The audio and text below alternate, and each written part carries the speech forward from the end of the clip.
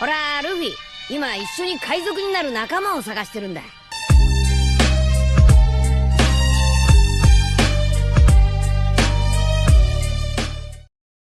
Hello guys, welcome to my channel The Wandering Zoro, your go-to destination for anime-related content.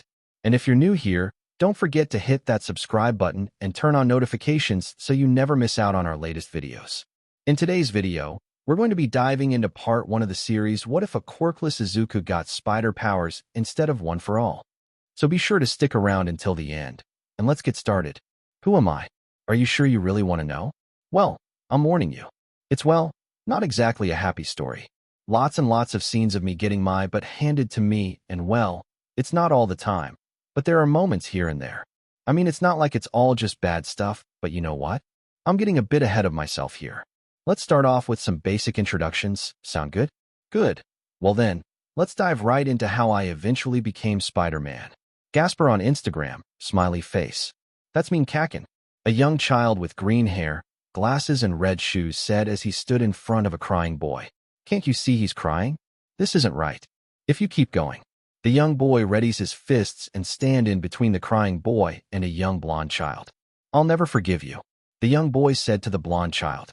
Yup, that kid with the big goofy glasses shaking in his big red shoes, tears in his eyes? That's me. Izuku Midoriya. This is when I was, I think, what? 4 years old? Man, I still remember this moment to this very day. I remember being scared out of my mind. But well, just look at the kid behind me. There's no way I could have just left him like that. Not when he was being bullied. If there's one thing I won't ever stand for, it's bullies. The blonde child only smirks viciously as his 2 friends behind him activates their quirk. Even thought you're just a quirkless bug. The blonde boy said as his hands exploded with small explosions. You're still trying to pretend to be a hero, Deku.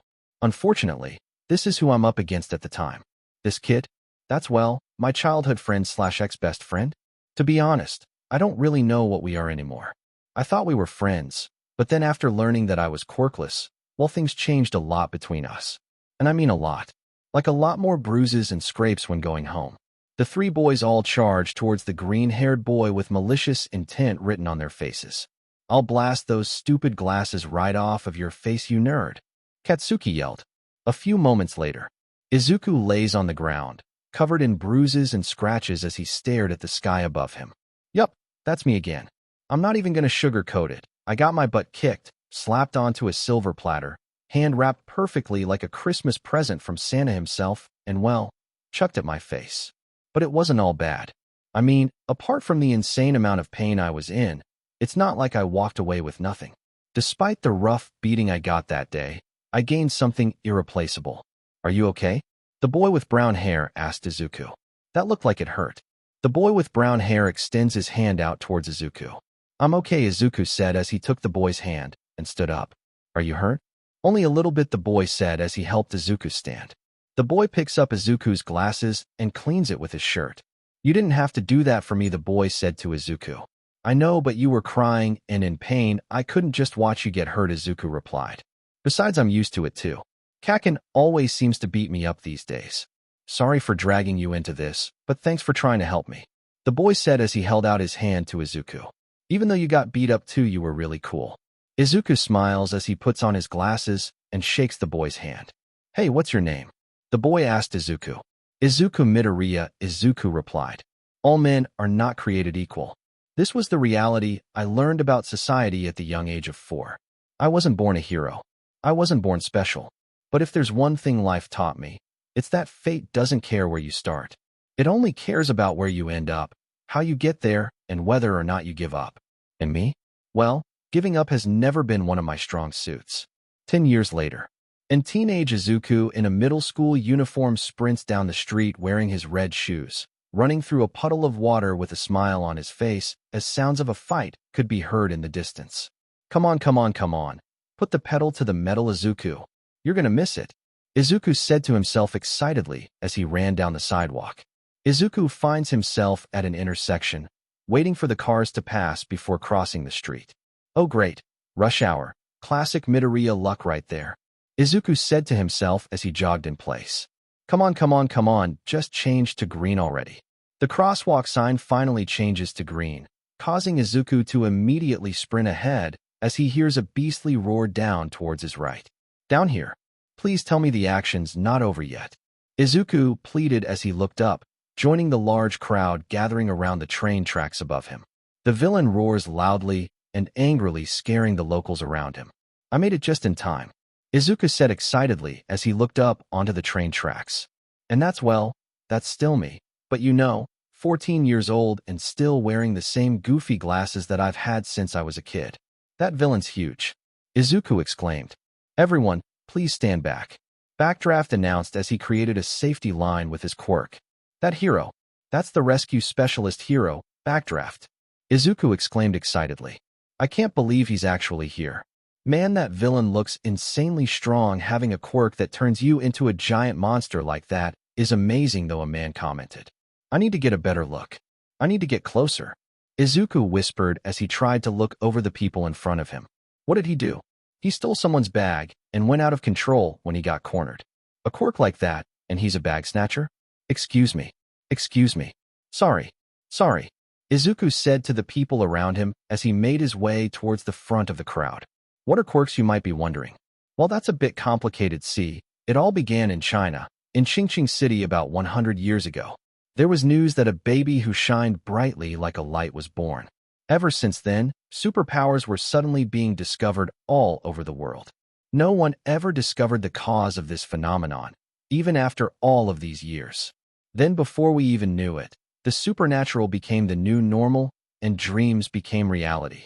The world's become a superhuman society, and about 80% of the world's population now has some kind of special power, or in this case, quirks.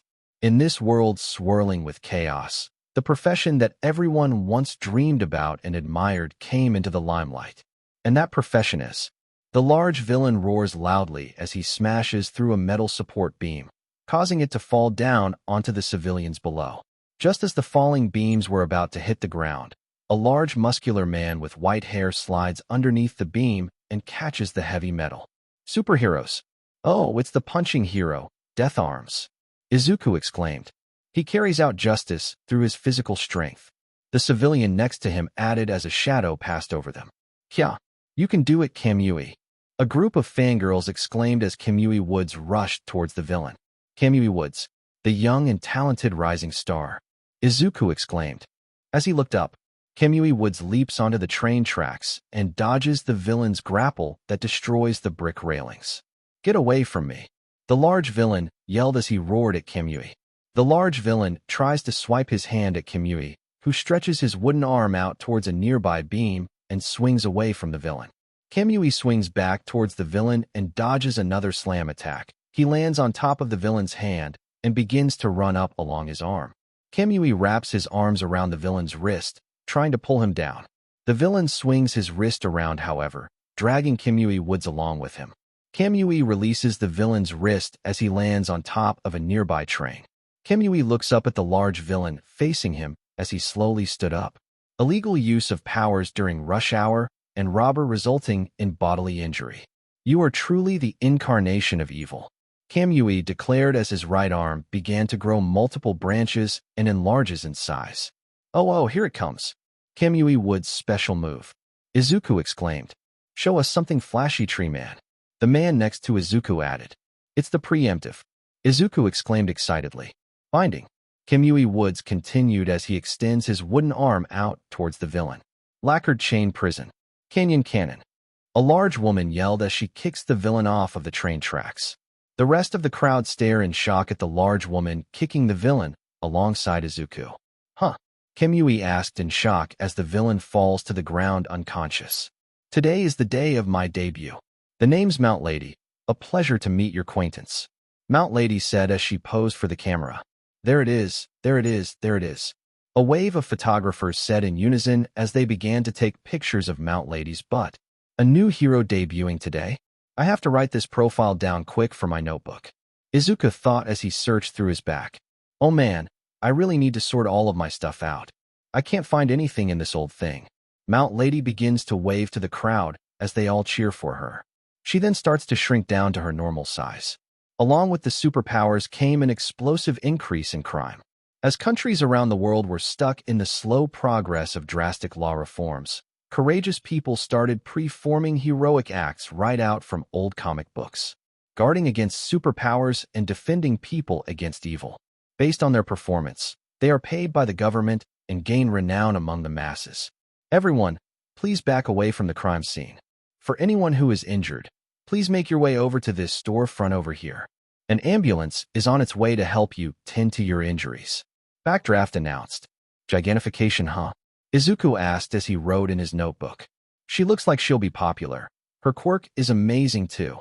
But considering just how large she can actually grow, she must constantly be taking into account about the damage she could cause to the city that'll go hand in hand with her quirk. I wonder, does she have control over the actual size she can grow into? Because if that's the case, then, hey youngster, you're taking notes? You looking to become a hero or something? A man asked Izuku. Oh, sorry. Yes, I am. Izuku replied. That's a great goal you have, do your best. The man replied. Right, thank you so much. Izuku replied with a smile. From around the corner, a boy with brown hair, wearing a middle school uniform turns and spots Izuku in the crowd. He sighs and runs towards Izuku. There you are? Izuku, come on. We're gonna be late. The boy yelled to Izuku. If we have to run 8 laps around the track again as punishment, I'm blaming you. Oh, this guy? This is Harry Osborne. Yeah, that Osborne, as in the son of Norman Osborne, president and CEO of Oscorp. He's the heir of the largest tech industries in the world, and he's also been my best friend ever since we were kids. That kid that Kakin was beating up? Yeah, that was him. He and his dad moved here when we were kids, so we've been friends for a long while now. Also, he's super rich. You should see their apartment building. It's crazy. Right, sorry, Harry. Izuku said to Harry as he joined him. I didn't mean to ditch you like that. You took off faster than Flash when you heard there was a villain attacking. Man, one of these days, you're gonna get yourself killed, you know. The moment you heard there was a villain attacking, you charged head first towards it. Harry said to Izuku. You're not some kind of Superman, you know. I know, sorry, Harry. I just couldn't help it. I've been meaning to complete this hero analysis book for a while now. Izuku replied. You and that hero book? Honestly, I don't know if you're brave or just plain nuts. Harry replied. You know, usually when people hear there's danger, they run the other way. But you run right towards it. Like some kind of I don't know, fanatic? Sorry, Izuku replied. It's cool, man. You're like a moth to a flame, I guess. Just can't help it, huh, Izuku? Harry replied as he looked over to Mount Lady, who posed for the cameras. You sure do like heroes, huh? How could I not? Seeing so many different heroes with so many different and amazing quirks. Imagine all of the possibilities, Harry. Think about just the kinds of things those quirks could possibly evolve into one day. It is way too early for you to be nerding out like this. Harry groaned as he began pushing Izuku back towards their school. Tell me all about it during lunch, all right? Wait, I want to look at the heroes a bit longer. I need to take some more notes. And I don't want to do laps around the track again because we were late, again. Harry replied as he threw his arm around Izuku. There will be more villain attacks for you to rush off towards some other time, but right now, we need to get to class. Wait, what about? Melissa's already gone ahead. She's trying to buy us time, so we gotta get going. Harry yelled. Come on, Izuku, let's make tracks. Almost everyone these days dream of becoming a hero, just like their idols, including me. What's my quirk, you may be asking? Well, Aldera Junior High. Alright students, since you're all third years now, it's time for you all to seriously start thinking about your futures, your hopes, your dreams, and your aspirations. All of these things should be considered when deciding your next move. The homeroom teacher said to his students as he stood in front of the podium. Izuku sits in the back of his class, writing in his notebook and not concentrated on classes at all. I'd pass out the handouts for your future plans now, but the homeroom teacher said as he began to smile, his students beginning to activate their quirks. You're all. The teacher throws the handout sheets into the air as the students all began to show their quirks. Pretty much planning to go into the hero course, right? The homeroom teacher asked. Yes, sir. The class all cheered. Yes, you all have wonderful quirks at your disposal. But please, tone it down. Using your powers at school is against the rules. The homeroom teacher announced. Hey teach, don't lump me in with the rest of these losers. A spiky blonde-haired boy said to the teacher as he kicked his feet up onto his desk. I'm not going to be stuck at the bottom with the rest of these rejects. That was uncalled for, Katsuki. Yeah, what's your problem, man? How about you all shut up like the extras you know you are? Katsuki yelled back. Oh, if I remember correctly, you wanted to go to UA High School, right, Bakugo? The homeroom teacher asked. UA High? That national school?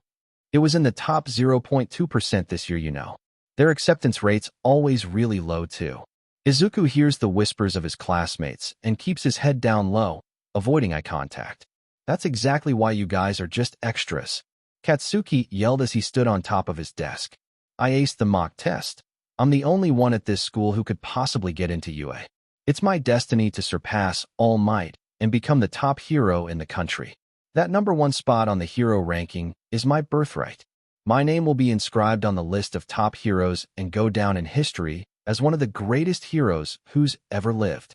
Oh yeah, Midoriya wanted to go to UA too, right? The homeroom teacher asked. Izuku flinches at the sound of his name being mentioned as Katsuki stands frozen in shock. Izuku slowly looks up and sees his entire class staring at him with looks of skepticism and disbelief before suddenly bursting into laughter. Huh, Midoriya? No way. As if someone like him would ever get into UA. You can't get into the hero course just by studying, you know. Guess dreamers are just gonna keep on dreaming, huh? They got rid of that ruling last year. Izuku exclaimed. Now anyone can. Katsuki roars with rage as he releases an explosion onto Izuku's desk, knocking him back towards the end of the classroom. Hey Deku, you know you're below the rejects. You're Quirkless, you nerd. How can you even stand in the same ring as me? Katsuki yelled angrily. You think someone as weak and Quirkless like you could ever possibly hope to match me? Stop trying to make me laugh, Deku. No Kachin. I'm not trying to compete with you, I swear. Izuku stuttered as he backed away. It's just been my goal ever since I was little, so I figured I won't know unless I try, you know? What do you mean unless you try? Are you taking the test for fun? The spiky blonde yelled. What the hell can you do? You're Quirkless. Get that through that stupid skull of yours. You were born Quirkless. You'll always be Quirkless, and you'll die Quirkless too. Got it. Even so, Izuku stammered. To today, Junior, we don't have all day, you stuttering geek. A classmate yelled out to Izuku, making the class laugh even more. Deku as a hero? That'll be the day? If he's a hero, then I'm a flying pig. The class continues their loud roar of laughter as Izuku hides his eyes behind the shine of his glasses. Even so, I want to at least try, Izuku thought as he tried to block out the sound of his classmates, looking down and avoiding eye contact with anyone else. Yup, you heard it right, folks. I'm Quirkless. In a world of superheroes and amazing powers, I'm one of the few who aren't anything exceptional. No special powers, no abilities, not even the smallest mutation. I'm just a plain old human. A wallflower, if anything. But little did I know that after today, my life would change forever. At the end of the school day, the school bell rang throughout the middle school, signifying the end of class and the day. Izuku looked at the news on his phone as his classmates began to leave the classroom. The incident this morning is all over the headlines. Izuku said to himself as he scrolled through his phone. I can't wait to go home after the science club meeting today. I want to go home as soon as possible so I can write it down in my notebook. Izuku then puts his phone away into his pocket as he puts his book bag onto the table. As Izuku reached out for his notebook, it's immediately snatched away, surprising him. Hey! Izuku exclaimed as he looked up, seeing Katsuki holding his notebook away as he looked down at him. Kachin, we're not done talking yet, Deku. Katsuki said as he looked down on Izuku. Hey Katsuki, what's that you're holding? One of Katsuki's friends asked. Katsuki holds out Izuku's notebook towards his entourage to read. Huh, hero analysis for the future? Katsuki's friend asked before laughing. What kind of lame thing is that? So what if it's lame? It's what I like to do. Come on, give it back. Izuku exclaimed. Without a moment's hesitation, Katsuki uses his quirk and explodes the notebook right in front of Izuku, causing him to scream in terror. My notebook! Izuku exclaimed. Adding salt to the wound, he tosses it out the window, causing Izuku even more grief. Why? Why would you do that? Izuku yelled as he ran towards the window, seeing his notebook fall into the nearby koi pond. Most top first-string heroes have stories about them from their school days. I want the shine of being able to be called the only student to make it into UA from this backwater school. Katsuki said to Izuku. After all, it's my destiny to become the greatest hero who ever lived. Izuku remains silent as he looks at his notebook floating in the water of the pond. So if you know what's good for you, don't apply to UA, you nerd. Katsuki said to Izuku as he turned him around and placed his hand on his shoulder. Unless you want to die an early death, that is. Izuku. A girl's voice called out as Izuku looked behind Katsuki, seeing a blonde-haired girl and Harry standing at the doorway. Melissa. Izuku muttered. Leave him alone. Harry's voice echoed throughout the classroom, making Katsuki stop and look back. Get your dirty hands off of him now. The hell do you want, Osborne? Katsuki asked Harry. You have hearing problems? All those explosions blast out your eardrums or something? Harry asked. I said leave him alone. Ask nicely then, Gaijin. One of Katsuki's lackeys said to him. Author's note. Gaijin is the word used by Japanese people often referring to someone as an outsider. In this context, he is using it in a sense to call Harry a foreigner, essentially an American. I just asked nicely. Harry replied. Want to see how I ask when I'm pissed off? Let him go? Now. You telling me what to do, American? Katsuki growled as he released small explosions in his hands. Yeah, I guess I am. Harry said as he began to release a green gas from his hands. We aren't kids anymore, Bakugo. I ain't gonna just sit by and let you beat me up like back then. Like that would even matter.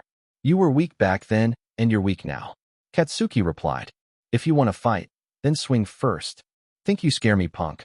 Harry asked. Big talk coming from a rich boy who flunked out of every other private school in the country. Isn't your dad supposed to be some big-shot scientist or something? Bet having a kid as stupid as you embarrasses him. Katsuki said to Harry. It'd be a shame for you to flunk out of a pathetic school like this too. Katsuki looks over to Melissa, who is glaring at him. Melissa shielded her old man's David Shield, some kind of famous engineer. He's got a lot of leeway in the hero world, including connections to the principal of UA. If she snitches to her old man about this, it could ruin my chances of getting into UA, Katsuki thought, before looking over to Izuku. Katsuki then scoffs, pushing Izuku back into the desks nearby before walking away. Guess your little girlfriend saved you this time, Deku. Katsuki said to Izuku. Come on, guys, let's get out of here. Izuku. Melissa yelled as she ran past Katsuki, who was walking away from Izuku. The world's got enough quirkless losers like you two crawling around. Do yourself and the planet a favor and try not to have useless babies together? Katsuki asked. Oh hey Deku, even better idea. If you want a quirk, maybe you should take a swan dive off of the roof and pray you get a quirk in your next life. That's IT. Harry yelled as he got up and picked up a chair. You're dead, meat bomb. Boy. Harry, don't. Izuku yelled as he held Harry back. It's okay. No, it's not. You heard what he said, right? He just told you to unalive yourself. Harry yelled before looking back over to Katsuki.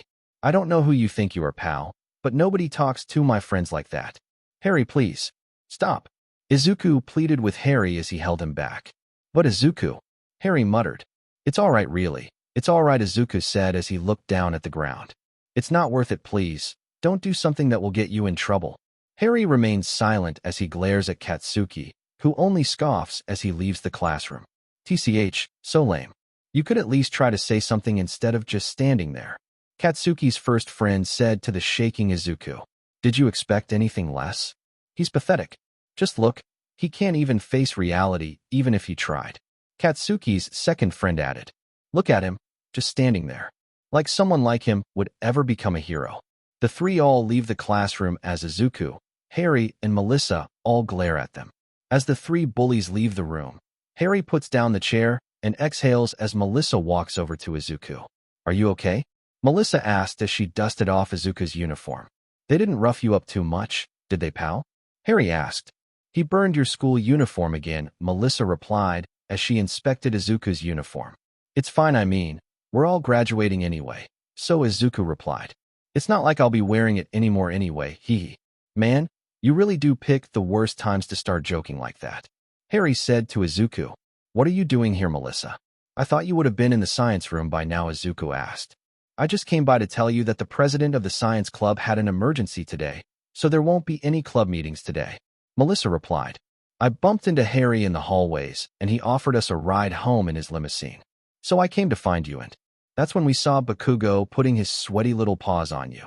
Harry added before offering his hand to Izuku, to which Izuku accepts as he stands on his feet. Thanks guys, Izuku replied. Izuku looks out towards the window, which Melissa and Harry notice. What's wrong, man? Harry asked. My notebook, Izuku replied. Outside of the school, Izuku, Harry, and Melissa all approached the floating notebook in the pond, which was being nibbled at by the koi fish. Izuku stares at his now damaged and wet notebook in the water. That's not fish food, you know, Izuku said in defeat as he picked the notebook out of the water. That Bakugo. How could he do this to someone he used to run around on the playground with? Melissa said as she looked at Izuku's notebook. You guys used to be as thick as thieves.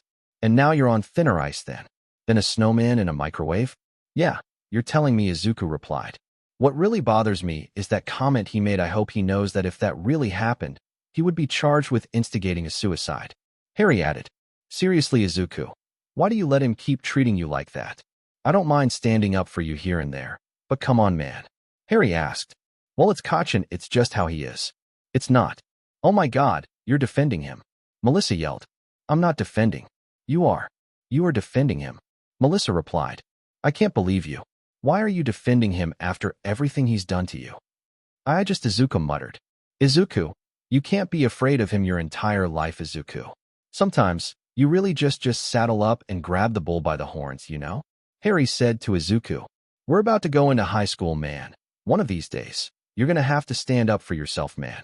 If you let people like that know you're afraid of them, then they'll just keep pushing you around forever. I know, but what could someone like me possibly do to someone like him? I mean, he has a quirk, and Izuku muttered. But doing something, even trying, is better than just standing there and taking it. Harry replied. You're my friend, Izuku. I just don't ever want to see anyone treating you like that. I wrote everything down in this notebook, Izuku whispered as he flipped through the wet pages. Every hero I came across, their costume, their support gears, their quirks, everything. Izuku continues flipping through the pages until he stops onto Katsuki's page, to which Melissa and Harry spots. But even with all of these notes by my side, what could I possibly do against someone like Kachin? I mean, he's got a powerful quirk. If he's going to UA, there's no doubt he'll become a pro hero in no time, maybe even the next #1 hero, Izuku continued. Meanwhile, I'm just me. A quirkless nobody, a Deku. Izuku, Melissa muttered. Yeah, maybe you're right. But you know, it wasn't some hero with a strong quirk that day that came to my rescue when I got into the spat with Bakugo 10 years ago. You know who it was? Harry asked. A quirkless and scrawny green-haired kid, shaking in his big red boots, that saved me. Was the scrawny part necessary? Izuku asked. It's not exactly like you were well built yourself, mister. I got a boo-boo on my knee from the swing set. Melissa added. Bottom line, quirk or no quirk, you still stood up to him. Even though you were probably more scared than me, but you came to my rescue anyway. That's what you can do, Izuku. Harry replied. Even when you had no chance of beating him, you threw yourself into danger for someone in need. Like a true hero would for anyone. Like All Might would. Melissa replied with a smile. You really mean that? Izuku asked. More than anything, man. Harry replied as he placed his fist onto Izuku's chest. You're my hero, Izuku. And you did that, all without a quirk. So chin up, tiger. Melissa replied with a smile. What does Bakugo know? How to blow stuff up and yell swear words all the time. Yeah, if I wanted a piece of that, I could have just gone downtown and looked for the next third-rate villain attacking the city. Izuku replied as the group chuckled. It's like my papa always said, it's easier to destroy than to create. Maybe that's why Bakugo keeps blasting everything away. Melissa replied. Because his brain is too small to comprehend anything else. Harry asked. I wouldn't be surprised if he had accidentally blew some of his brain cells up too with how often he uses his quirk. Izuku added. The group all share a hearty laugh as they smiled together. Thanks, you guys, I really needed that. Izuku replied as the sound of a limousine pulls up next to them. Huh, limousine's a little early today. Harry commented as the chauffeur steps out and opens the door for a man in a suit. Izuku, Midoriya. Melissa Shield. A man's voice said as he stepped out of the limousine with a smile on his face. How the hell are you? This guy here in the fancy suit and the overly expensive haircut? This is Norman Osborne, Harry's dad and CEO of Oscorp, the largest tech industry in the entire world. And don't let the attire fool you. This guy knows his stuff. After all, he's a scientist too. Hello, Osborne-san. Izuku said as he bowed to Norman. It's good to see you again, Mr. Osborne. Melissa added. Please, how many years have I known you two now? It's Mr. CEO, Norman said to the two before chuckling. It's Norman. Norman, what are you doing here, Dad? Harry asked. I thought you had back-to-back of business meetings today. It's nice to see you too, son. Norman greeted. My last meeting ended early, and I had a bit of time on my hands. So I figured I could pick my boy up from school on the way home. Just I used to. Right, because you've always been the model. Father figure, Harry growled. Norman's smile twitches a bit before turning his attention back towards Izuku and Melissa. It's so good to see you two again, Norman said to Izuku and Melissa. It's nice to see you too, Osborne. Norman's son. Call me Norman. Norman replied. Okay. Norman, Izuku said unssuringly. That felt weird, but I will allow it. Norman replied. We should catch up. How about I give you two a ride home, and we talk along the way? You don't have to do that, honest. Me and Melissa were just going to take the train, like normal, Izuku replied. We know you're a busy man. We wouldn't want to hinder your schedule or anything like that. Melissa replied. Nonsense. When Norman Osborne offers you an olive branch, it is wise to accept it without question. A life lesson to learn for you both. When opportunity knocks, you open the door. If you want to succeed, you take the ride. Norman said to Izuku and Melissa as he led them by his shoulder towards the limousine. You know I need a ride too, right? Harry whispered as he followed the three closely behind. Not like you have an actual son or anything. In the limousine, Izuku, Melissa, I hear that you two have taken the top 2 spots in your school's exams this year. Very impressive. Norman asked the two as he poured himself a drink.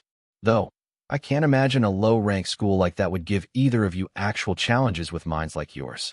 Well, I may have over-prepared a bit for the exams, Izuku replied. He's been going to cram school every night for the past few months and studying for 4 more hours when he gets home every day. Melissa replied. Really now? Consider me impressed by your work ethic and discipline, young man. Hard work like that goes a long way, especially in today's world.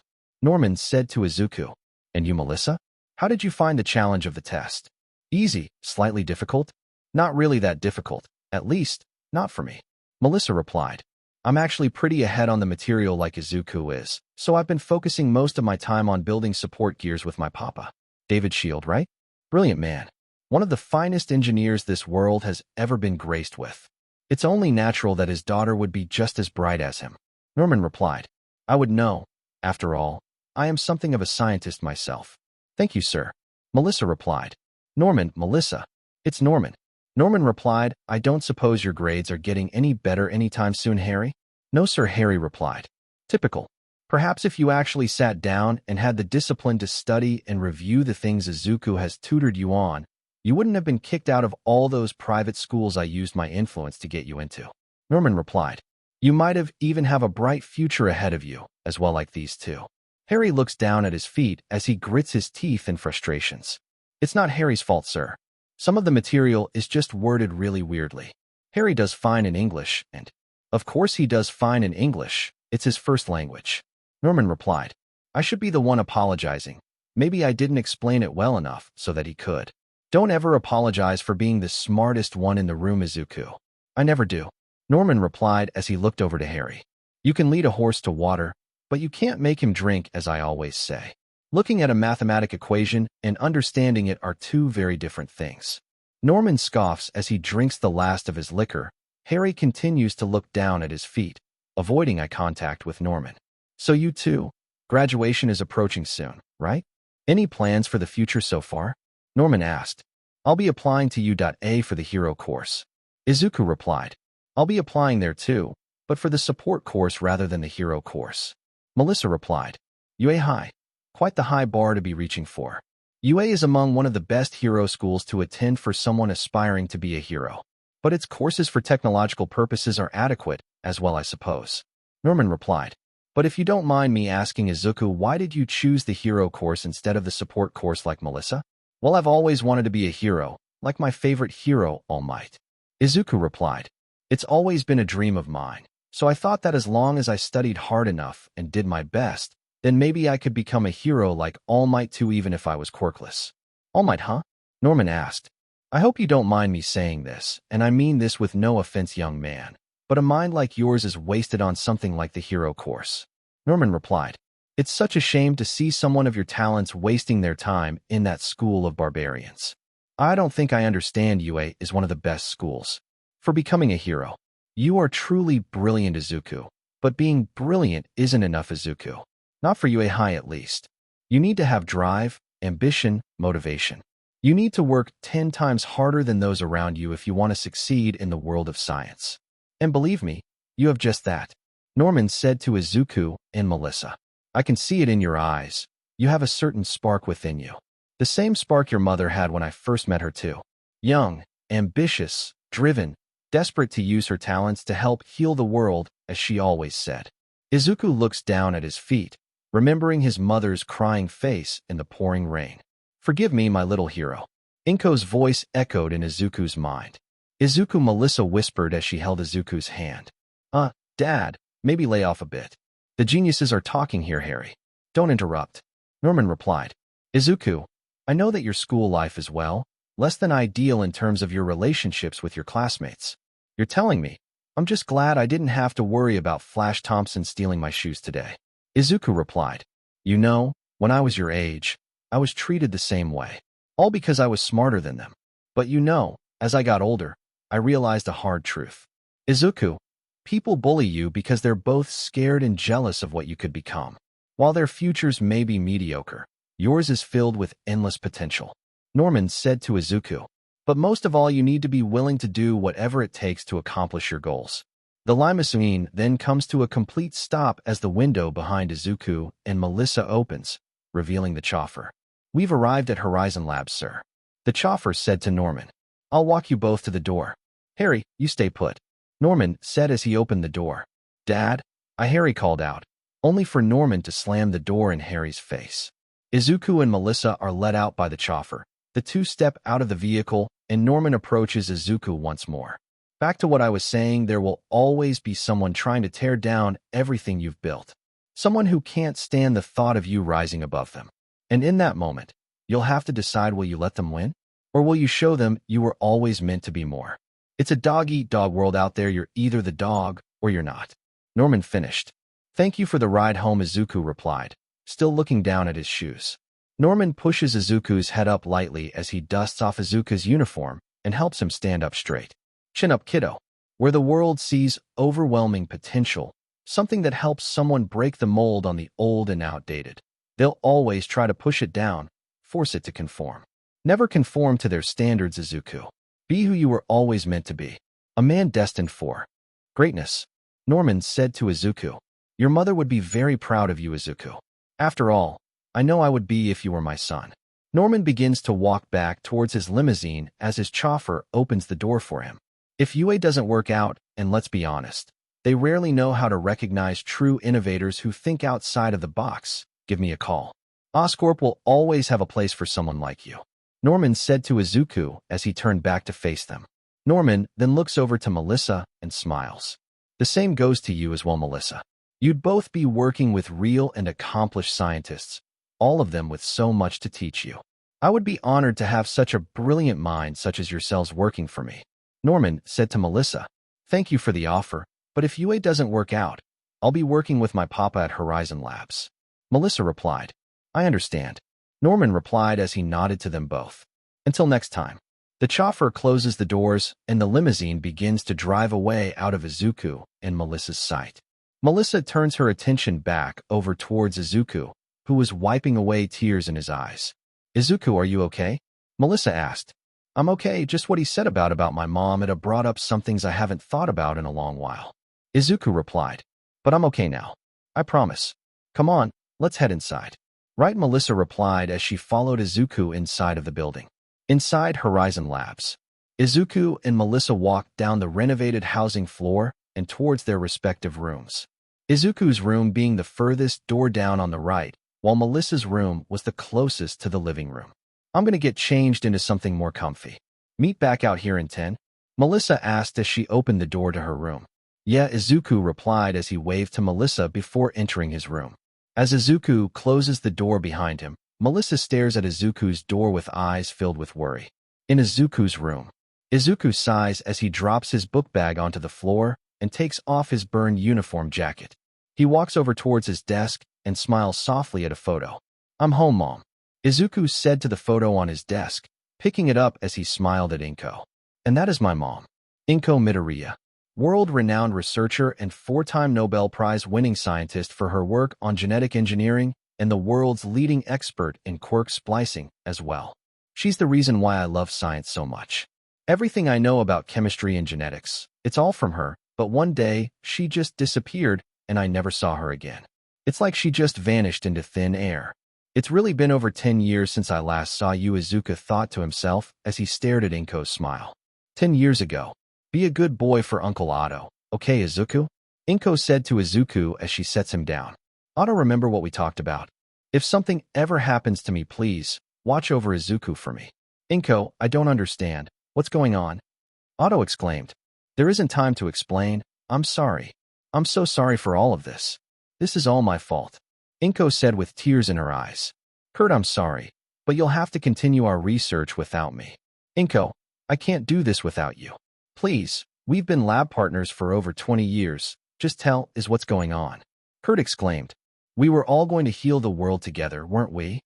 I'm sorry, but I've made a terrible mistake. I won't let my error in judgment drag any of you down with me. I have to leave. Inko replied with tears in her eyes. Please, watch over my Izuku for me.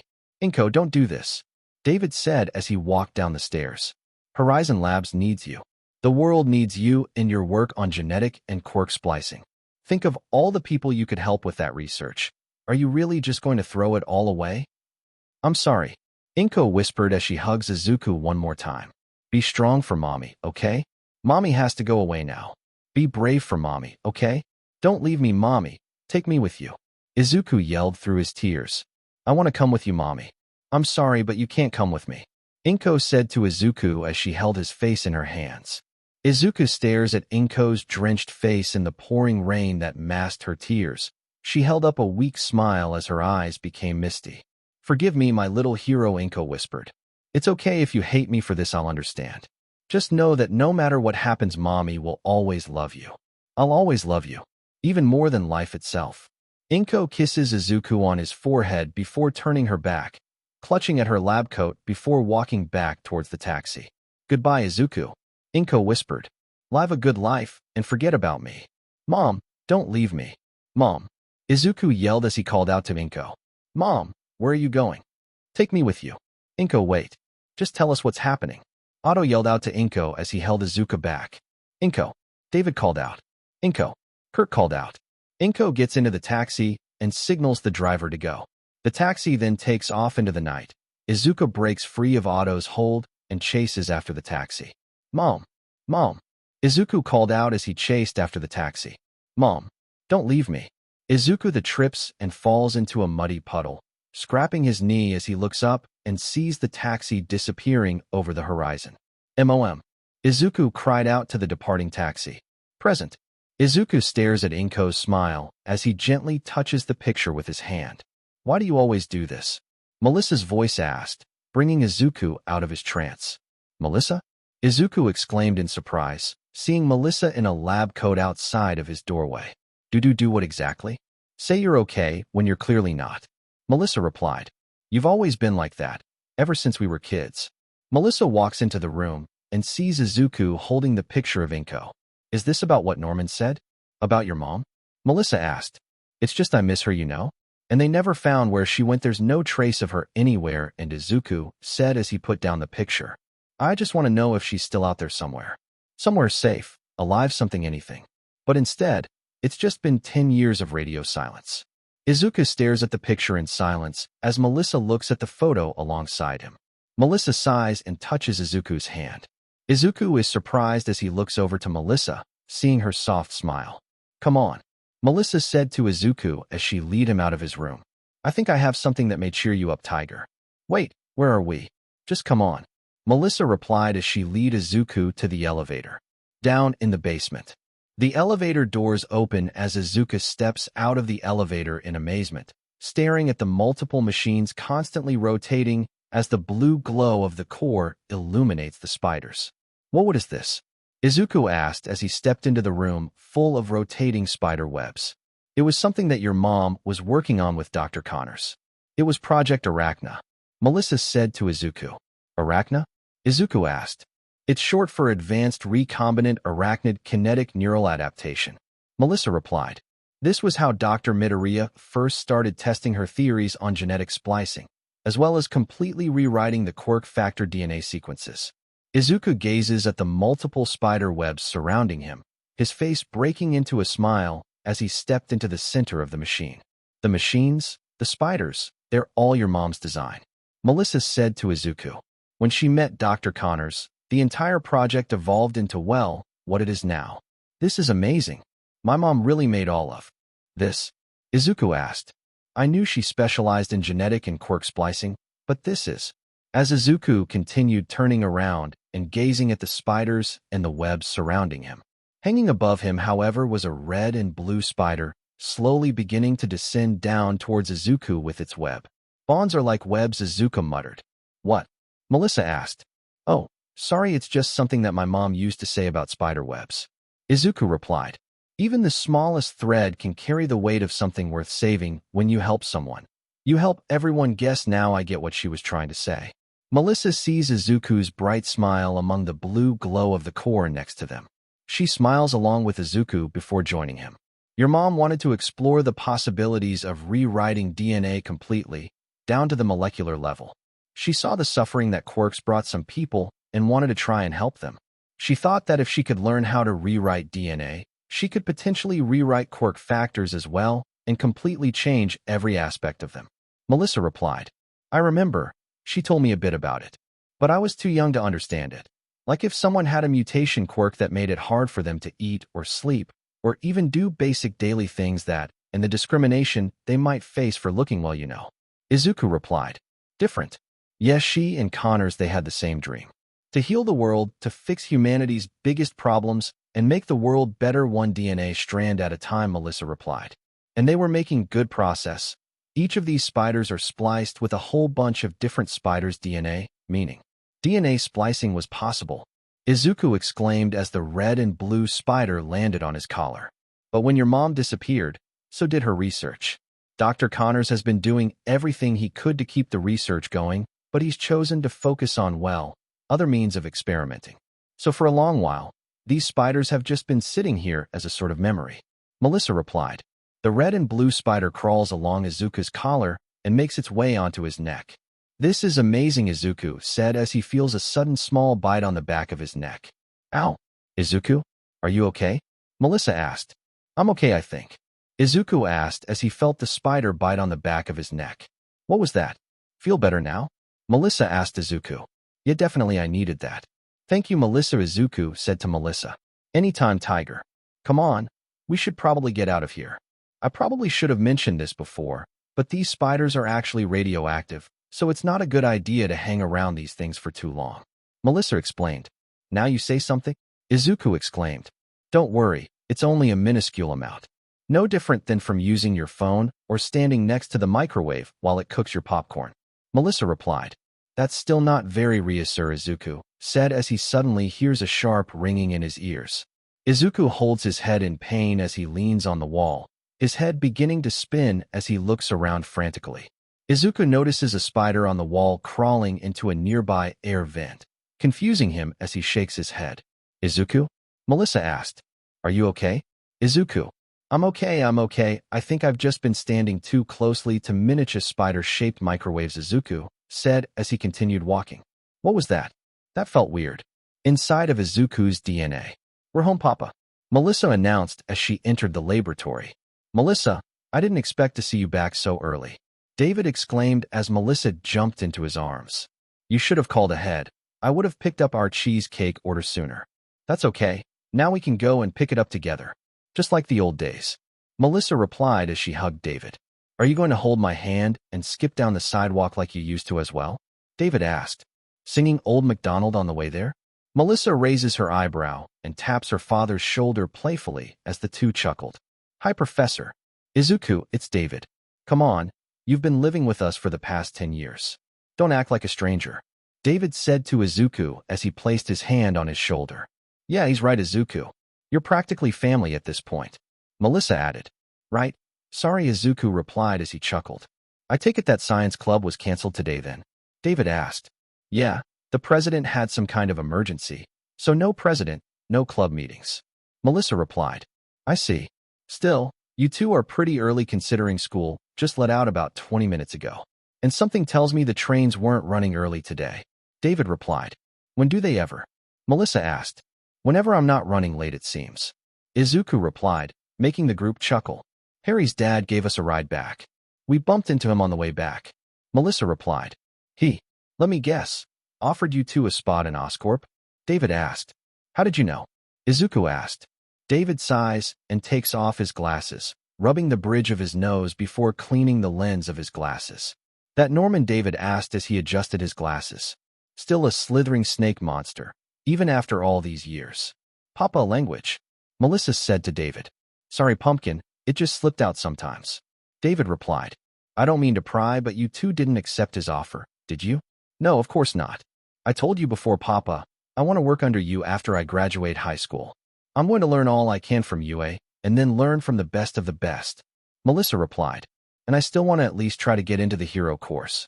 So I told him no too, Izuku replied. Though he was really adamant on me joining Oscorp. Like really pushy about it. He was basically only talking to Izuku the entire ride home. Melissa replied. I see, look, you two. I'm not one to tell you kids what you should be doing with your lives. I know you're both friends with Harry, but be wary of Norman Osborne. David said to Izuku and Melissa. Sure, he may put on a charming facade and shower you with compliments. But deep down, the moment you become useless to him, he'll cut you off without a second thought. I don't mean to pry, sir, but it sounds like you guys have history with Osborne-san? Izuku asked. That's because we do. He used to be a part of our group, but then he got too ambitious with his work. Where we saw a chance to help the world, Osborne saw an opportunity to profit from the people's suffering. David replied. He wanted to turn our inventions into potential weapons, tools of war, for revenue and profit. He wanted to turn us into an arms-dealing company. That's horrible. The work you guys are doing here, it could do so much more for the people of the world. All of their suffering. We have the power to change all of that. The world's suffering enough problems. Why would anyone want to add more to the pot? Izuku asked. I see the apple doesn't fall far from the tree at all. David replied. You want to know something cool, Izuku? Back in college, it was your mother who first stood up against him. My mom. Izuku asked. That's right. Oh, you should have seen the way she tore him down, both argumentatively and morally. She was actually the first one of us to stand up to Norman. David replied. She refused to be a corporation that built its success on the suffering of other people. She believed in a brighter future for Horizon Labs and was willing to bet her entire career on it. After that, Dr. Connors, Otto, and myself, since we all held 20% of Horizon Labs stock, we all diluted a share of Horizon Labs among ourselves and voted Norman out of the company and continued our work from there. You never told us that. Melissa replied. Isn't that amazing, Izuku? Your mother put Norman in his place. Yes, she is. Izuku replied as he adjusted his glasses, smiling to himself as he remembered his mother's smile. But still, I never knew you guys used to be partners. Melissa continued. We were more than that. See, Professor Kurt and your mother, they lead the genetics department. While Otto and I handled the engineering aspect, I handled the support gears for the heroes. Otto handled the prosthetics for veterans and other combat-injured heroes. David explained. Norman handled the marketing aspects of our small startup back then. He got us partners, grants, funding, everything we needed in order to properly work. Each of us made up for the other's weaknesses. We weren't just partners, we were a team. But I thought he was a scientist too? Melissa asked. He is. A brilliant one at that, specialized in all of our areas of expertise. When we met him, he was, well, different than what he is today. People in college used to call the five of us the New Horizon for the future. That's actually where we got the name for the lab. Horizon Labs. David continued as he gestured to his lab. All five of us were going to heal the world together. But then Norman changed. He wanted more. He wanted to turn our name into a brand, a weapon even. When we kicked him out of the company, he quickly formed his own company after that, Oscorp. So that's how Oscorp came to be, Izuku asked. I don't know exactly what kind of story he's spinning over there at Oscorp regarding the foundation of it, but there's no doubt in my mind that it was built on scandals, stolen ideas, and taking advantage of the young and hopeful fresh graduates out of college. David replied, everything we were against doing. Everything your mother was against. Oscorp may be more successful than us in terms of branding, But the equipment and miracles we create here that is worth 100 times more than anything that Oscorp has to offer. Even back then, Mom still put other people's suffering before her own needs. You really are amazing, Mom, Izuku thought to himself as he smiled. When you help someone, you help everyone. Say, how's your friend Harry doing, you two? I imagine with a father like Norman, hardly anything is good enough for him. Norman was never one to settle for mediocrity. David replied, I can't imagine the weight Harry must be feeling, the pressure of trying to meet his expectations. Yeah, he was really rough on him on the car ride home, Melissa added. I tried to cover for him, but you can lead a horse to water, but you can't make him drink. He used that quote, didn't he? David asked. Wow, you weren't kidding when you said you guys go way back. Izuku commented. Oh, that's right. Izuku, since you back from school early today, mind helping Otto out in his lab? David said to Izuku. The science committee is stopping by today to check on our progress. If we impress them enough, then we may receive even more funding from them. Wait, that meeting's today? Izuku asked. I need to help Uncle Otto get everything ready. Oh, mind if I help you out, Papa? I'll handle checking the equipment. Melissa asked David. Of course, Pumpkin. I wouldn't have anyone else as my right hand. David replied. There's no time to waste. Let's. Izuku tries to stand up quickly, only for his vision to suddenly become blurry, making him stumble around and lean against the table. Oh, what? Izuku muttered as he stumbles onto the table, knocking over David's pencil cup and notes. Izuku? David asked as he catches Izuku.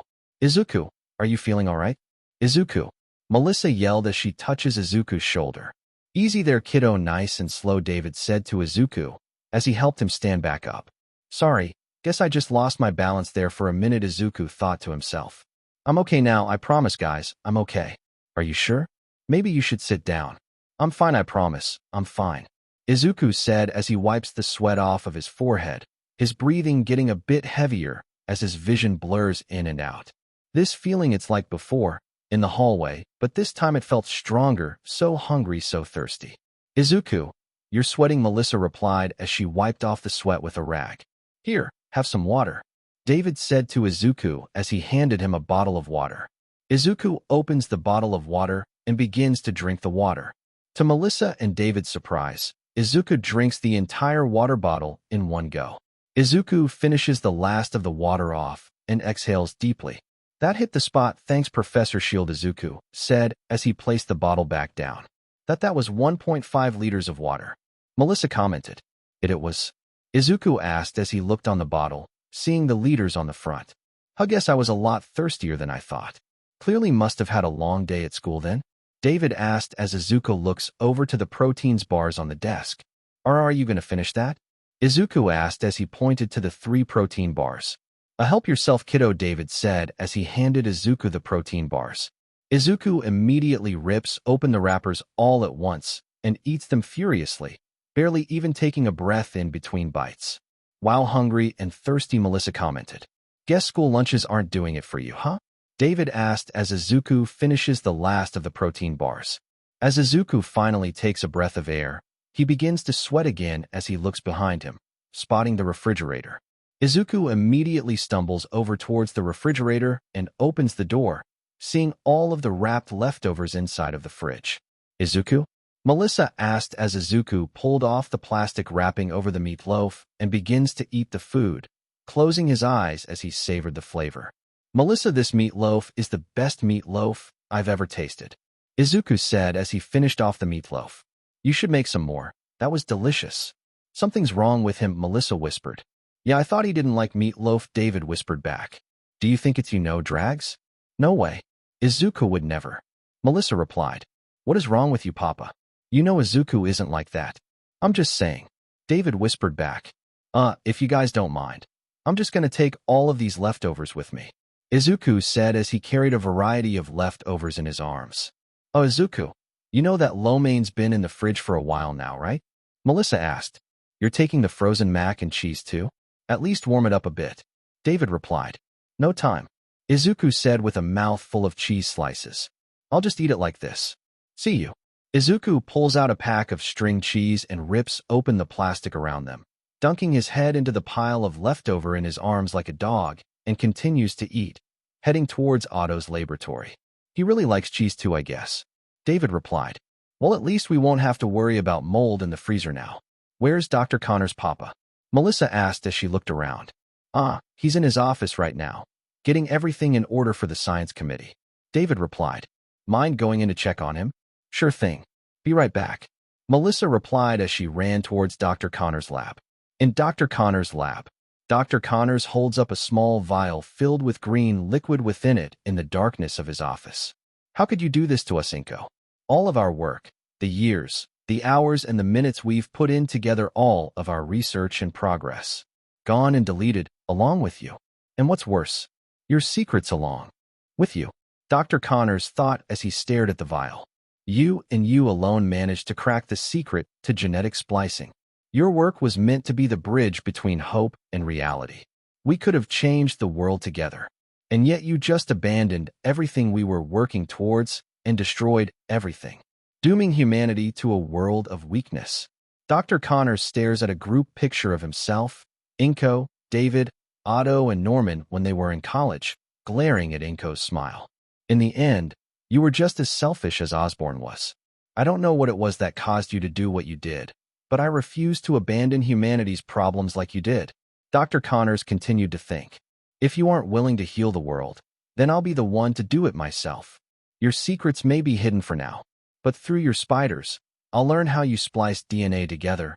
I'll discover your decay rate algorithm soon enough, and when I do, our once shared dream will become a reality. Dr. Connors then pulls out a device from a locked cabinet in his drawer, placing it in front of him on his desk. 40,000 years of evolution, Dr. Connors said as he stared at the light green liquid within the vial. And we've barely tapped into the vastness of human potential. Dr. Connors inserts the vial into a device and rolls down his lab coat, revealing his right shoulder. Dr. Connors then injects the liquid into his shoulder using the device.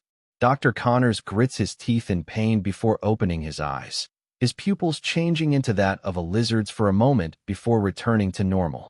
A knock is then heard on his office door, catching his attention as Dr. Connors quickly puts away the device and locks the cabinet. Dr. Connors, are you in there? Melissa asked. Papa wanted me to check on you. Make sure everything was all set for the science committee to see. I'll be right out, Melissa. Thank you. Dr. Connors replied as he looked at his prosthetic right arm. In Otto's lab, Izuku enters the room to Otto's lab, finishing off the last of the food in his arms before burping and closing the door before looking over to Otto. Izuku sees him hooked up to the machine as he continues a nearby prosthetic arm. Whoa, Izuku muttered as he stared at Otto. Uncle Otto. Izuku. You're home early, Otto said as he moved his hand. The prosthetic prototype. Izuku exclaimed as he ran over to Otto, gazing at the moving mechanical arm. It's working. It's actually working. It is, isn't it exciting? Otto asked as he continued to move the mechanical arm.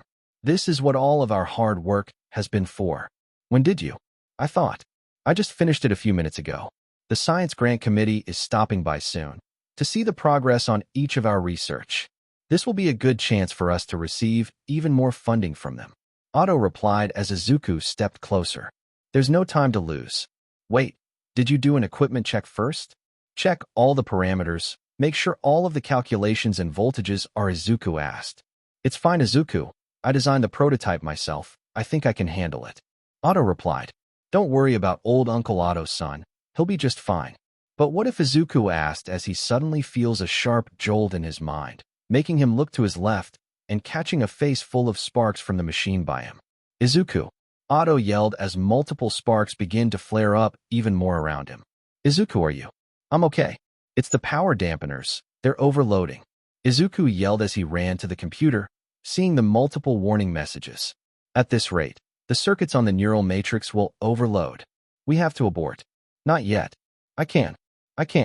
Otto said through his gritting teeth as the chip on the back of his neck began to spark. Uncle Otto, Izuku exclaimed as he ran towards Otto, quickly hitting the emergency shutdown button before disconnecting him from the machine. Uncle Otto. Another setback, Otto whispered before coughing. But we're close, Izuku. I can feel it. The next generation of prosthetics is near at hand.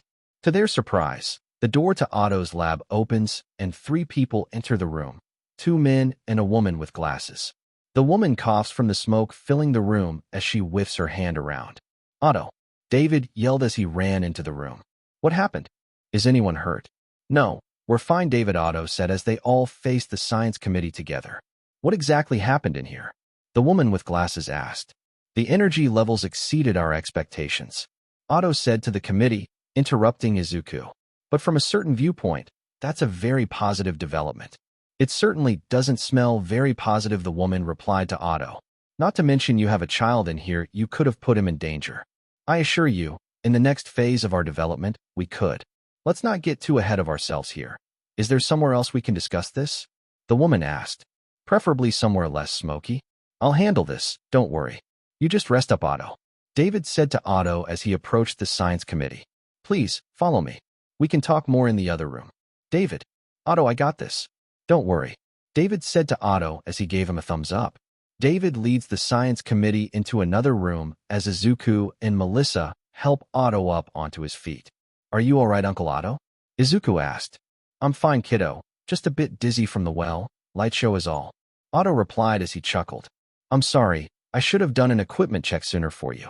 As soon as I stepped through the door, if I had, then maybe. It's not your fault, Izuku.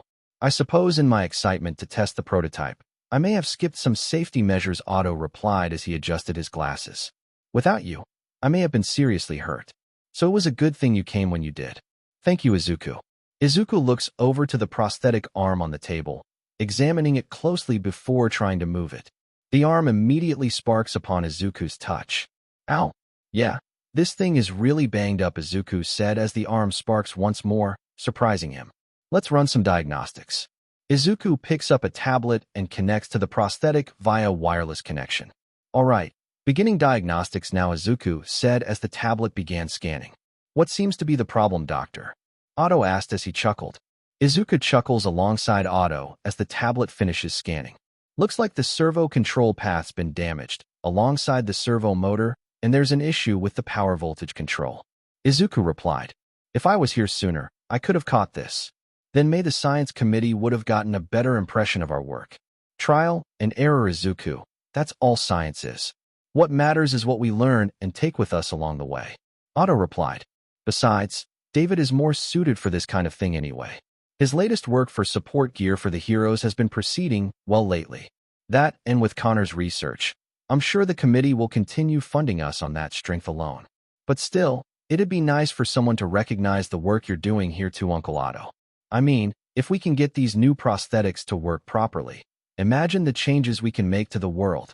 Not just for heroes, but for the people of the world too. Izuku replied, making Otto smile. Well, maybe we can repair this quickly and present this to the science committee before they leave. Mind giving me a hand? Otto asked Izuku. You got it, Uncle. Izuku replied as he put down the tablet. I'll get the tools off of the shelf. I'll get the soldering iron ready. Otto replied. As Izuku runs over to the tools, searching frantically for the tools, Otto smiles proudly at Izuku as he remembers a distant memory from over 10 years ago, 3 weeks after Inko left. Izuku sits in his new room, holding his blanket over his head as he cries to himself, clutching at the photo of Inko and himself tightly as he whimpered. Suddenly the creak of his door alerts him as he peeks out from underneath his sheets. To his surprise, a small white and flying robot hovers around his room and stops in front of him, startling Izuku. What's this thing? Izuku asked frantically as the small robot stops in front of Izuku. Hi there, Izuku. I'm BuddyBot. BuddyBot exclaimed as he flew excitedly around Izuku. BuddyBot? Izuku asked. That's right. Your newest small and travel-sized buddy. BuddyBot exclaimed. Ready to have a whole bunch of fun and play any game you want to play, Izuku. BuddyBot flies around Izuku's room, picking up an All Might doll and a dinosaur toy. Want to play heroes and villains? Here, BuddyBot said to Izuku as he handed him the All Might figure. You be All Might. I'll be the bad guy. Roar. I'm gonna tear down this city unless a cool and strong hero can stop me. Wahaha. Izuku stares at BuddyBot for a moment before looking down at the All Might toy in his hand. I don't want to play right now, Izuku said slowly as he dropped the All Might figure. I just want to be alone right now. I'm sorry, Izuku, I know you're feeling sad, BuddyBot said to the young Izuku. I can't imagine the pain you must be feeling right now, and I'm sorry that I can't just make it go away immediately. But you know, You're not alone, your mom. She would have wanted you to be happy. Then why did she leave me? Izuku asked as he began to cry.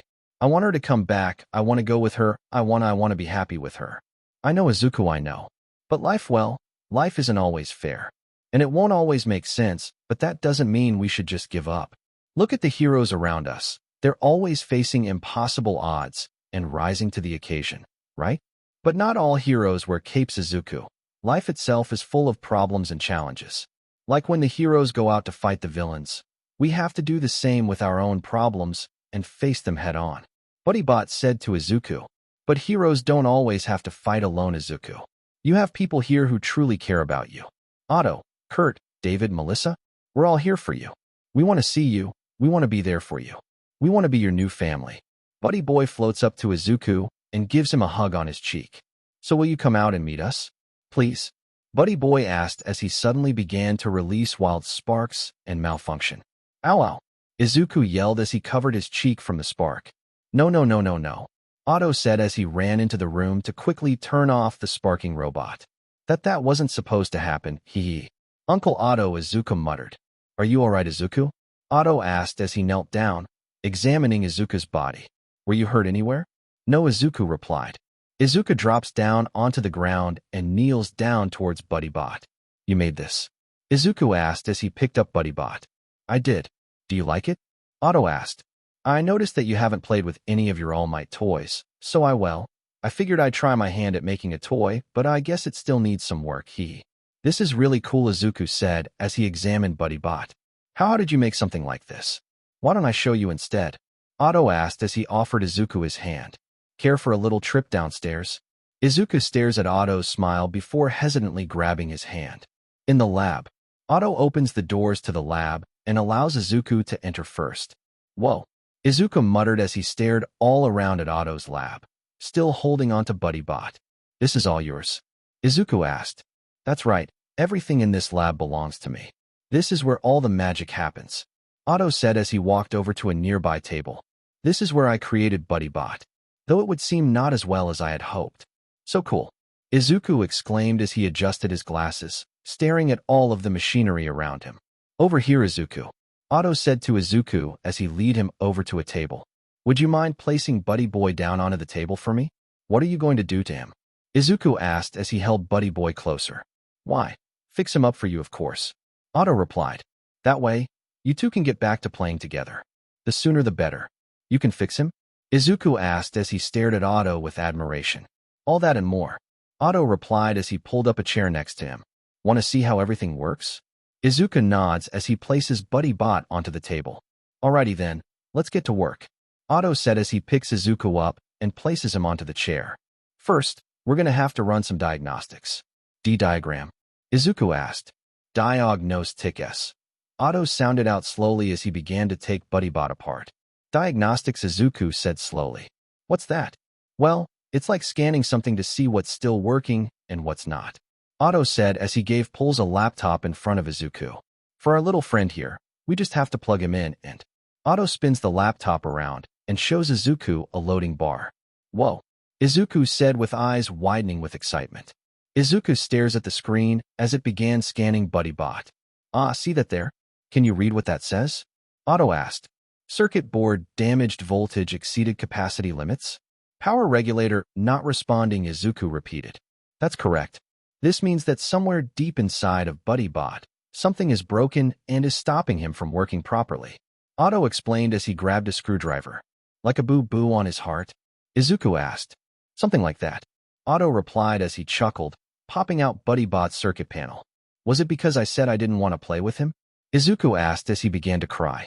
I didn't mean to hurt his feelings. I never meant to make him sad.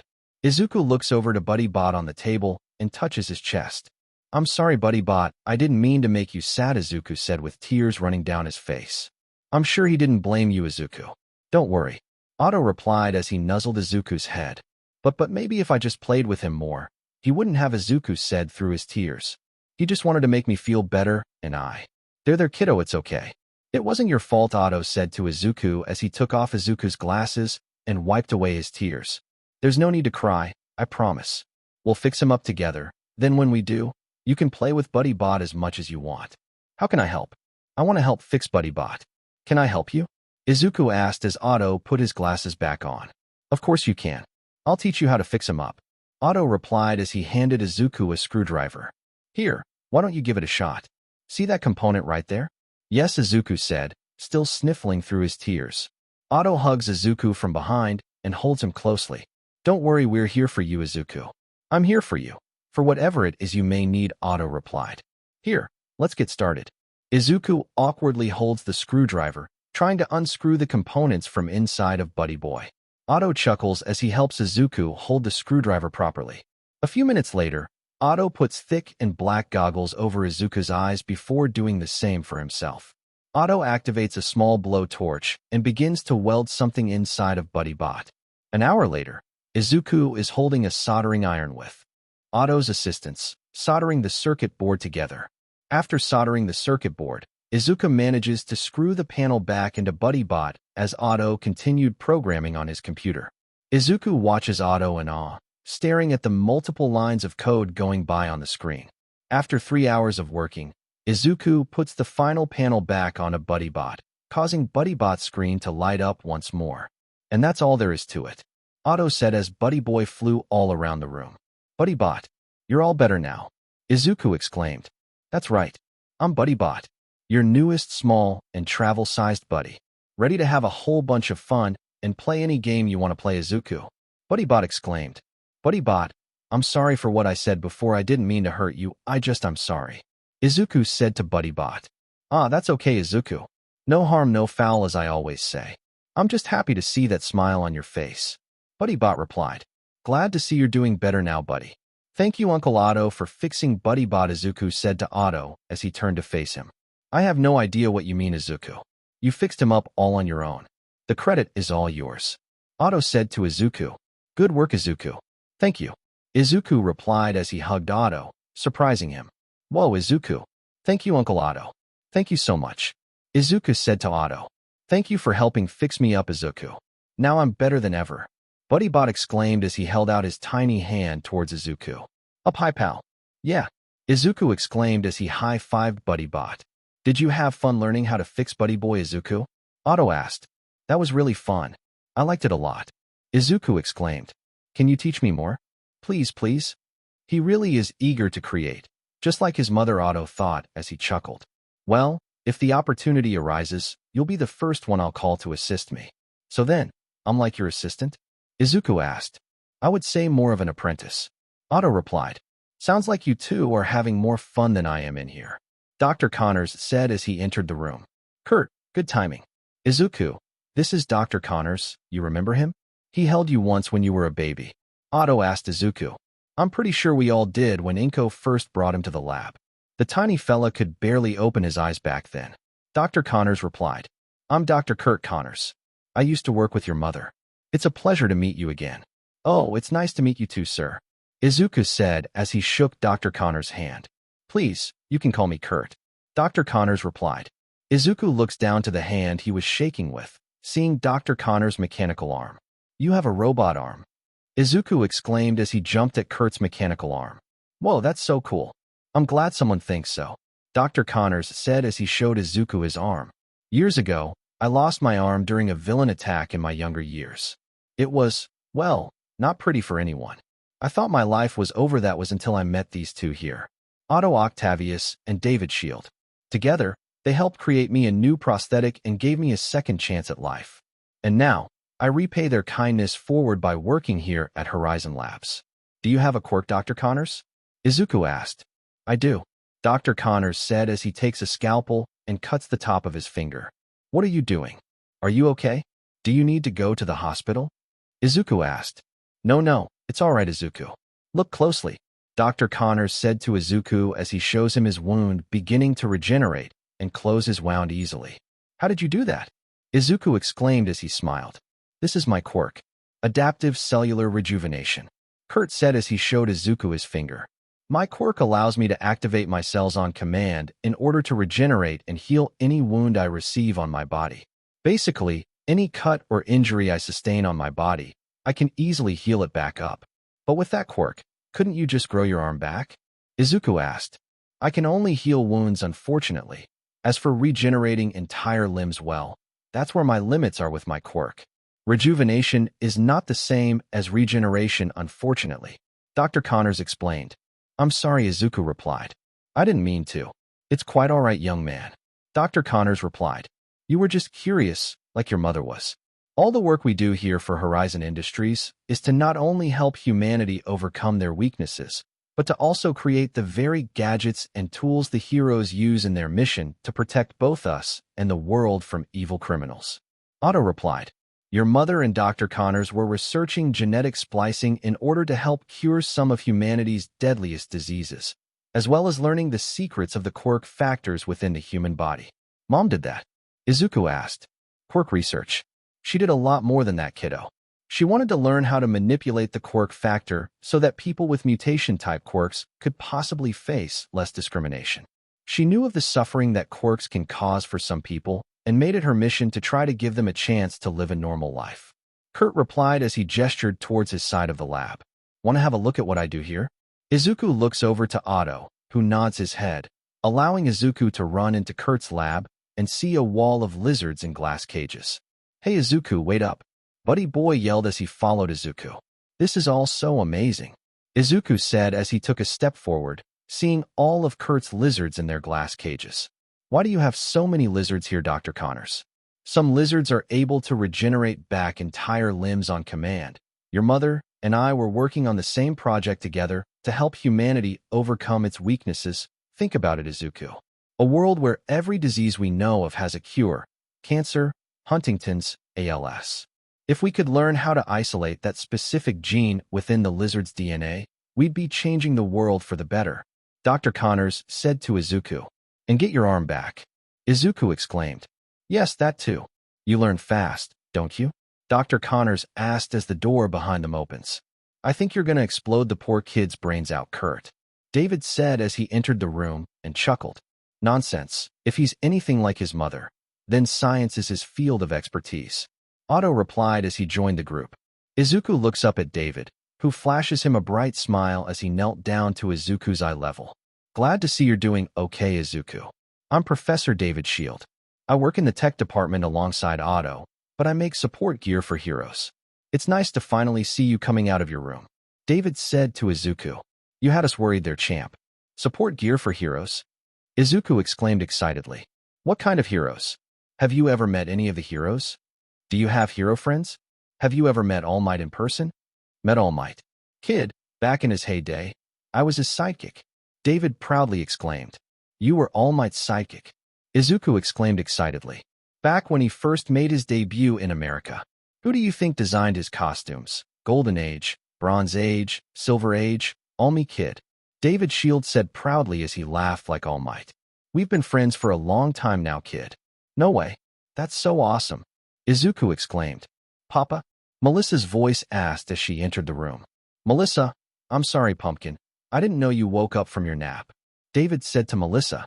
Melissa immediately locks eyes with Izuku and runs up to him. Hi, Melissa exclaimed with a bright smile as she stops in front of Izuku. You're the boy from before. I'm so glad to finally meet you. Hi, Izuku replied in sudden shock. She's really pretty. I'm Melissa Shield. My papa's David Shield, Melissa exclaimed excitedly as she held out her hand. What's your name? Uncle Otto? Izuku asked as he tugged on Otto's hand. Yes, Izuku, Otto asked. Is she an angel? Izuku asked as he pointed at Melissa. Otto and David look at each other and chuckle, much to Izuku's confusion. Say, why don't you two go and play with BuddyBot for a bit? David asked. That's a good idea. You two can test BuddyBot's repairs. Make sure all of BuddyBot's functions are working properly. Otto replied. That sounds like fun. Can I play with you, Izuku? Melissa asked as she jumped excitedly. Come on, let's play. Let's play. Izuku looks at Melissa, then back over to Otto, who nods his head as he smiles for Izuku. Okay, yeah, let's play, Melissa-san, Izuku exclaimed as he smiled. Then let's get this game started. Tag, you're it, BuddyBot yelled as he tapped Izuku. Hey, that's not fair. I wasn't ready. Izuku laughed as he tried to tag Melissa. I'm gonna getcha. No way, no way.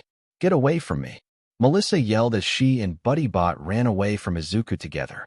The three all run around the lab wildly as Izuku chased after Buddy Boy and Melissa, to which Otto, David and Kurt see and laugh together.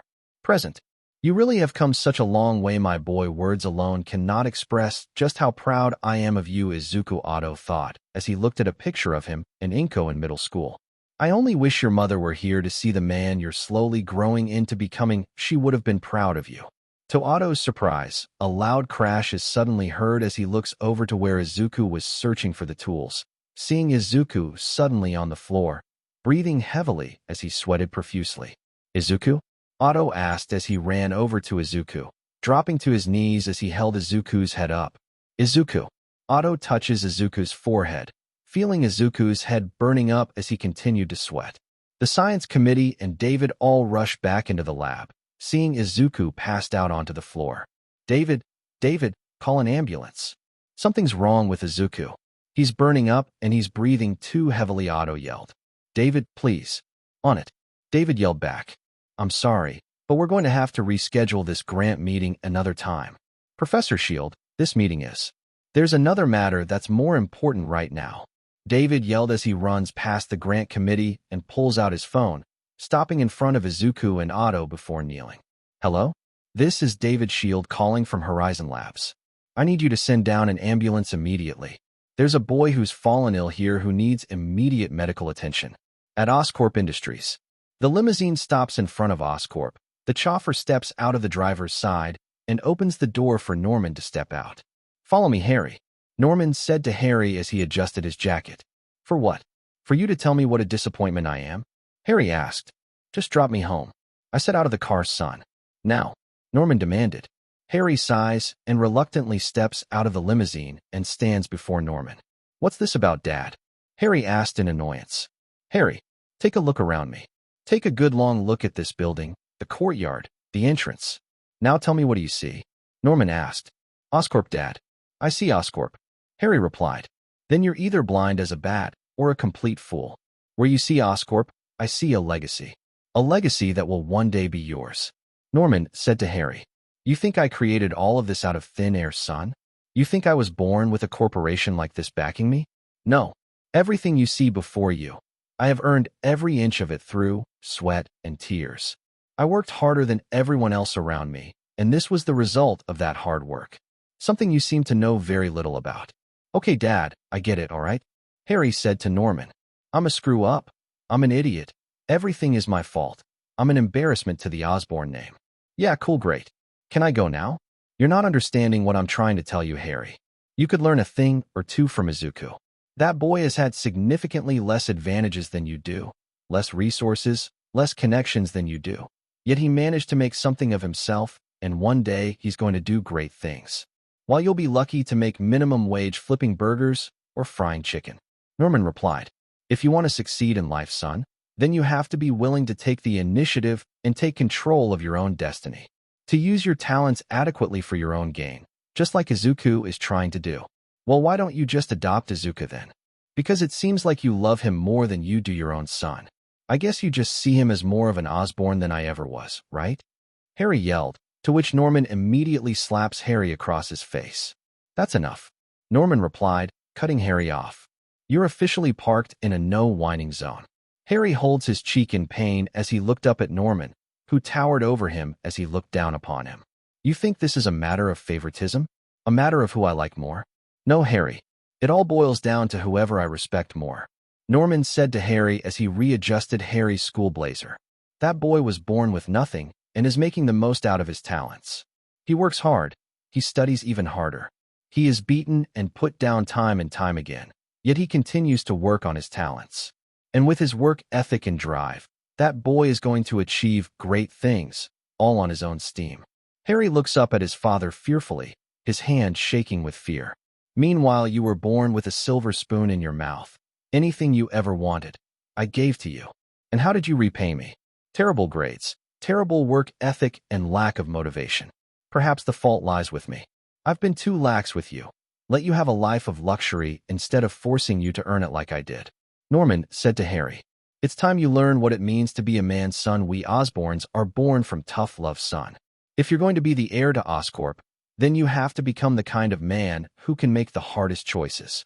So grow up, be a man. You're an Osborne, so start acting like one.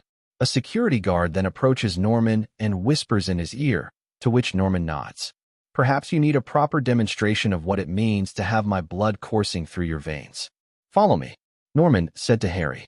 In a tech lab in Oscorp. What do you mean my authorization has been revoked? A bald man yelled angrily at the team of scientists before him. Answer me. Why have I been locked out of my own project?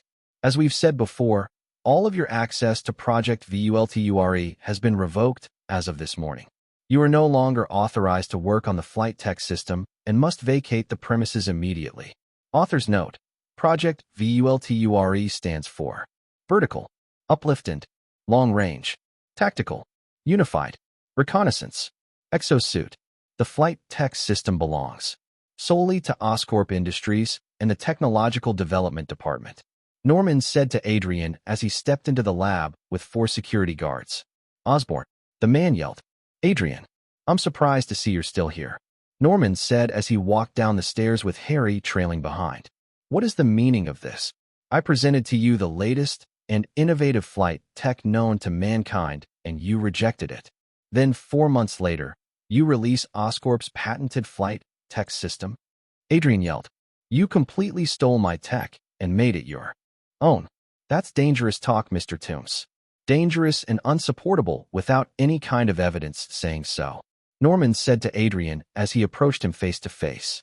I tried to do this professionally, but it seems that this is the only way you'll listen. What are you? Adrian Toombs. As of today, effective immediately, your employment at Oscorp Industries is hereby terminated. Your services will no longer be required, Norman said as he ripped off Adrian's name badge. In other words, you're done. How dare you? After everything I've done for you. All the work I've done for you. You think I'll stand for this, Osborne? Adrian yelled. Listen to me, you old buzzard. You've been at this for decades without one success to your name. If you've never accomplished anything as a young man, who'd believe you created tech flight as an old man? Norman said with a smirk on his face. Boys, show Mr. Toombs the way out. Don't let him trip on his way out. This isn't over, Osborne. You'll pay for this. I swear it. You will pay. Adrian yelled as he's escorted out of the building. That's what it means to be an Osborne, Harry. To be a man who can make the tough calls, to do what has to be done. One day, you're going to be faced with a choice, and that choice will define you for the rest of your life. Norman replied. However, something to keep in mind, son. Osbornes don't need to choose, we take. Take control of your destiny now, son, before it's too late. Harry looks over to his right, seeing a prototype glider on a large pedestal next to him. Take control of my own destiny, huh? Harry thought to himself. So, this was the end of part 1 of this series. Stay tuned for next part of this series, and if you like this video, don't forget to like, share, and subscribe to our channel. Until next time.